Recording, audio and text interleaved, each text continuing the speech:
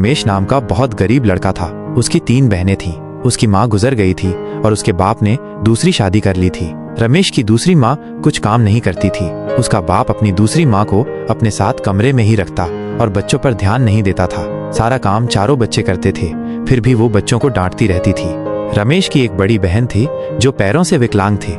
वो दिन भर रमेश को बस कोसती रहती थी। रमेश अपनी पड़ोस में रह रही शांति नाम की लड़की को बहुत पसंद करता था। शांति भी उसे बहुत पसंद करती थी। शांति हमेशा रमेश से कहती थी, तुम मेरे बापू से हमारी शादी की बात करो।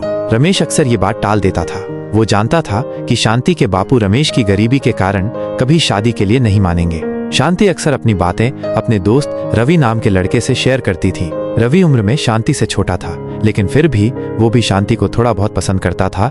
लेकिन वो चाहता था कि रमेश और शांति की शादी हो। एक दिन गांव के जमींदार की नजर शांति पर पड़ी। वो उसकी सुंदरता पर मोहित हो गया। जमींदार बहुत बूढ़ा था, लेकिन फिर भी वो शांति से शादी करना चाहता था। उसने शांति के घर पर रिश्ता भेजा। जमींदार ने कई महंगे कपड़े और बहुत सारे जेवर थाल में रखकर भिजवाए। ये सब देखकर शांति के माँ बाप ने हामी भर दी और शांति ने भी हाँ कर दी। वो जानती थी कि रमेश अपनी गरीबी के कारण कभी शादी की बात नहीं करेगा। शांति की शादी उस बूढ़े जमींदार से हो गई। शांति की डोली रमेश के दरवाजे से निकली। रमेश बहुत रोया।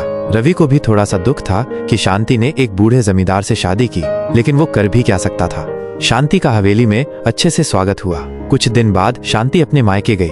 रमेश ने जब उसको देखा वो बहुत दुखी हुआ। शांति ठाकुरैन बन गई थी, जो महंगी साड़ी और जेवर से लदी हुई थी। उसने रमेश को चिढ़ भरी नजरों से देखा और आगे बढ़ गई। शांति के माता पिता कर्ज में डूबे थे।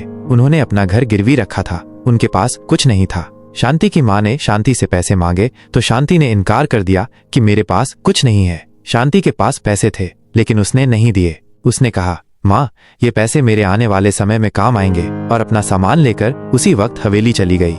शांति को अब एक बच्चे की कमी खलने लगी, लेकिन वो जानती थी कि उसके बूढ़े पति से कोई बच्चा नहीं हो सकता। एक दिन उसकी हवेली में तांगा चलाने वाले रघु ने बताया कि रोज रात के तीसरे पहर में अगर आप ठंड में नदी में नहाकर वो पानी लोटे में वापस लाएंगी तो आपको संतान प्राप्ति हो सकती है। ऐसा हमारे गांव के बाबा ने कहा था। शांति रोज ऐसा करने लगी। रघु रोज तांगे से शांति को नदी तक ले जाने लगा। दूसरी तरफ रवि के